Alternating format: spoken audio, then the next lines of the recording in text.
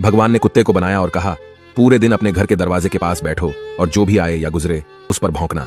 इसके लिए मैं तुम्हें 20 वर्ष की आयु दूंगा।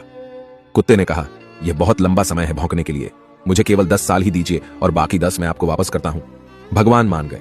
फिर भगवान ने बंदर को बनाया और कहा, तुम कर्तव्य करो और लोगों को हंसाओ, इसके लिए मैं तुम्हें 20 वर्ष की आयु दूंगा। बंदर ने कहा, 20 वर्षों तक कर्तव्य करना, क्या मैं 10 वर्ष वापस कर दूं जैसे कुत्ते ने किए? भगवान मान गए।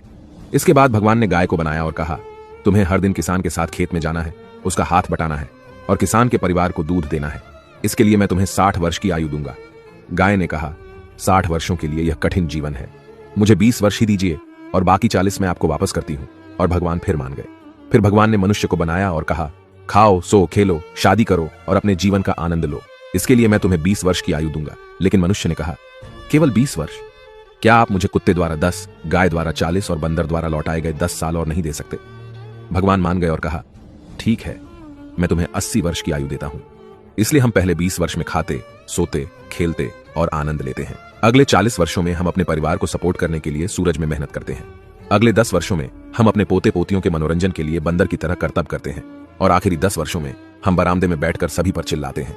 यही मानव जीवन है। ऐसी और कहानियों से सीखने के लिए जेनिथ अपलिफ्ट को फॉलो करें।